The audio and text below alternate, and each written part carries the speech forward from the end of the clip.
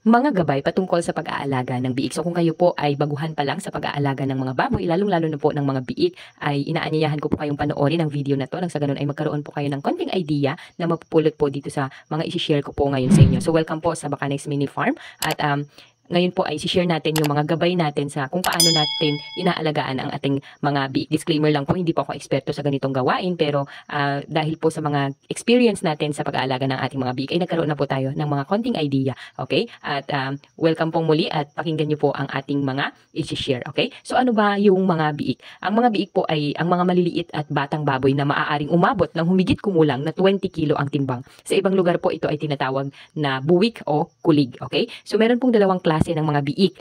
Ito po yung mga sumususong biik o sucklings. Ang mga biik po natin ngayon ay sucklings pa lang. At ang mga walay na biik o winners. So ano ba yung mga magagandang klase ng biik kapag tayo ay bibili?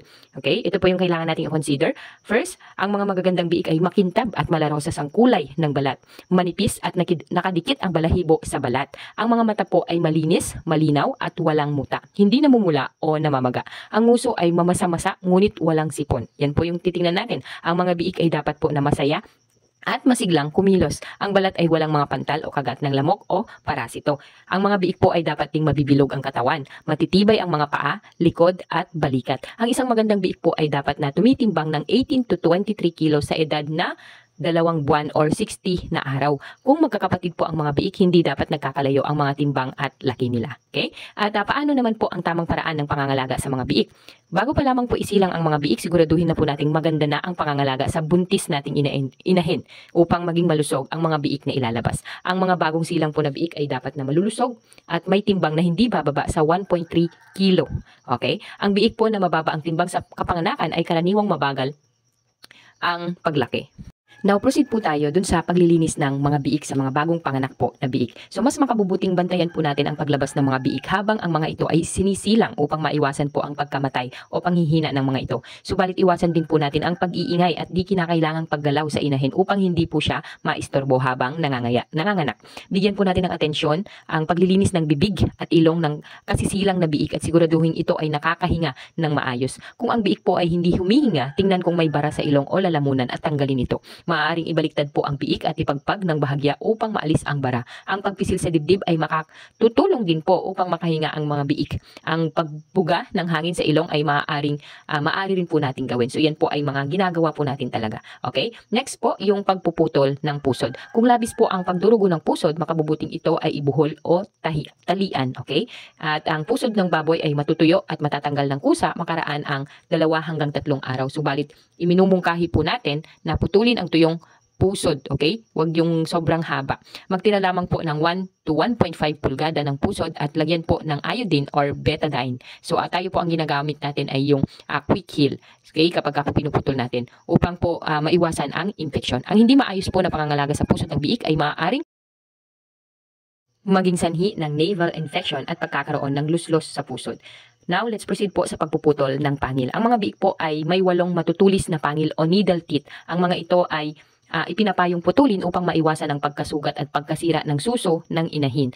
Ito ay makakatulong din upang maiwasan po ang pagkagalos ng katawan ng mga biik kung sila ay mag-aaway-away. Ang pagputol po ng ngipin ay dapat din gawin upang hindi lumaki o humaba ang mga ito kapag ang mga biik ay naging barako o inahin na. Ito ay mas ligtas para sa mga nag-aalaga po ng biik ng mga baboy tulad ko. Okay? Putulin po ang upper part ng teeth ng 1/4 o 1/3 ng pangil. Okay? Huwag isagad sa gilagid sapagkat ito ay makakasama sa biik. At gumamit po ng tooth clipper or nipper po yung ginagamit natin. Next po sa pagpapasuso ng colostrum. Ang mga bagong silang po na biik ay may konting reserved energy sa katawan at kailangan itong dagdagan sa pamamagitan ng pagpapainom ng gatas ng inahin. Mas makabubuti kung nakakainom kaagad ang mga biik ng gatas upang ang mga ito ay agad na lumakas. Pasusuhin po ang mga biik pagkapanganak o pagkalabas sa inahin. Ang pagsususo ay nakakatulong din po sa inahin sa paghilab ng kanyang tiyan at paglabas ng mga biik sa kanyang sinapupunan. Ang unang gatas po ng inahin ay tinatawag na colostrum at ang colostrum po ay masustansya at nagtataglay ng mga antibodies na kailangan ng biik upang labanan ng mga mikrobyo. Mas makabubuti po kung kaagad na makasuso ang mga biik sa inahin sa kadahilan ng ang colostrum po ay nawawala makaraan ng 2 hanggang 3 araw. Okay? And next, sa paglalagay po ng painitan o brooders sa ating mga alaga. Ang mga bagong silang po na biik ay sensitibo sa lamig at hangin, lalong-lalo na po sa panahon ngayon, sobrang lamig. So kailangan po nila ng brooders. Kukunti pa lamang po ang kanilang laman at taba sa katawan, kaya hindi pa po nila kaya ang magpainit ng katawan at wala rin silang proteksyon sa lamig. Ang paglalagay po ng painitan or brooder ay kinakailangan mula pagkasilang hanggang 4 na linggo. Okay? Kung ang mga biik po ay nagpapatong-patong at nagsisiksikan, namumutla ang kanilang balat at tumatayo at kumakapal ang balahibo, nagpapahiwatig po na sila ay giniginaw at nangangailangan pa ng karagdagang init. Ang mga biik na giniginaw ay mabilis manghina at dito nagsisimula ang pagbagsak ng kanilang kalusugan hanggang sila po ay mamatay. Iwasan po ang pagpaligo Ang biik o na giniginaw ay sa mga inahin na nagiging sanhi ng Next po pagkaipit ay, o crushing. Yung pagtuturok po ng iron sa ating mga alaga.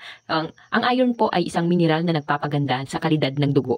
Ito ay nakatutulong upang maging malakas ang katawan ng ating mga alagang biik. Dapat ding tandaan na ang biik ang pinakamadaling magkaroon ng anemia sa lahat ng mga hayop. Maaaring ikamatay po ng mga biik ang kakulangan sa iron. Ang biik po na may anemia ay maputla o madilaw ang kulay. Giniginaw po siya palagi at mabagal ang paglaki at makapal po ang kanilang balahibo. Kung ito po ay hindi maagapan, maaaring mamatay ang ating mga alagang biik. Upang maiwasan po ang anemia, turukan po natin ng 200 mg na iron ang bawat biik sa laman sa leeg bago lumipas ang 3 araw pagkapanganak. Okay? So, ginagawa po natin to usually 2 to 3 days mula pagkapanganak ng ating mga alagang biik.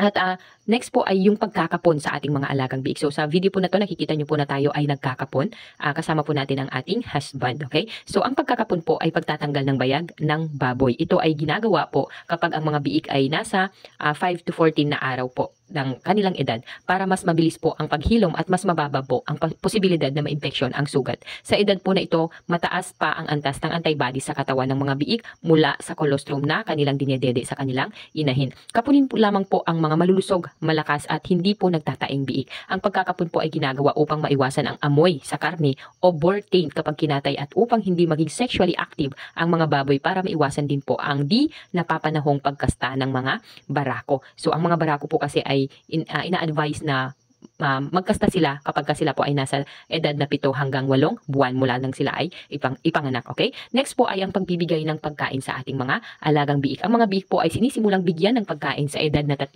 hanggang 7 araw. Dahan-dahan lamang po ang pagpapakain at umpisahan po natin sa patikim-tikim at dagdagan po natin ng dami araw-araw. Tandaan po ang sikmura at bituka ng biik ay bata pa lamang at hindi pa po lubusang nakatutunaw ng pagkain. Ang mga biik po ay dapat dahan-dahang turuan ng pagtunaw ng pagkain at pumili lamang po tayo ng angkop na pagkain ayon sa edad ng biik tulad ng milk pellets, creep feeds at piglet booster. Bigyan po natin ng tubig ang ating mga biik.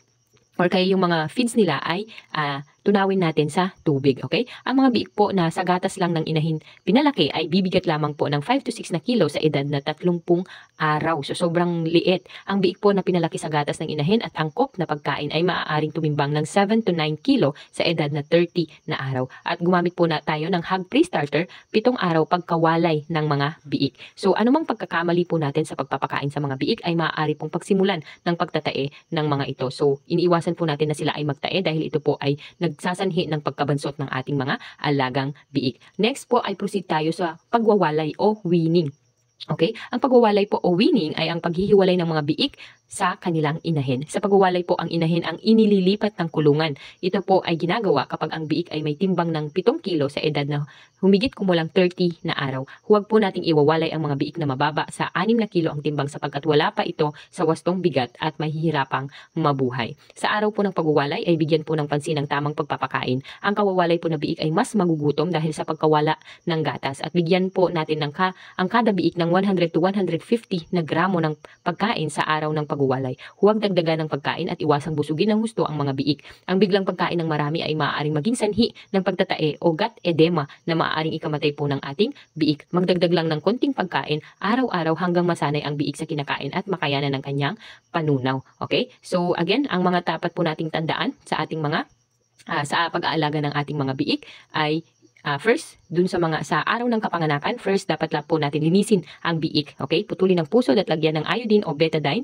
at putulin ng pangil. Painumin ng colostrum, maglagay ng painitan o brooder. Sa una hanggang 3 araw ng edad ng ating mga biik ay turukan po natin ng iron at 200 mg kada biik. Sa pangatlo hanggang pang-7 araw po na edad ng ating mga biik ay turuan na po natin silang kumain ng solid feeds. At sa 10 hanggang ika-14 na araw po na kanilang edad ay dapat na po natin silang kapunin para maiwasan po, para mas madali pong maghilom yung kanilang mga sugat. At sa edad naman po na 30 hanggang 35 na araw ay ito na po yung pagwawalay natin sa ating mga alagang biik. So, para po sa mas malalim pa na kaalaman regarding po sa pag-aalaga ng biik, ay pwede po tayong kumonsulta sa ating mga veterinaryo or sa ating mga technician na nakatagalaga po sa ating mga lugar. Okay? Maraming salamat po at hopefully po ay may natutunan po kayo sa video na ito at pagpalain po kayo lahat at God bless po.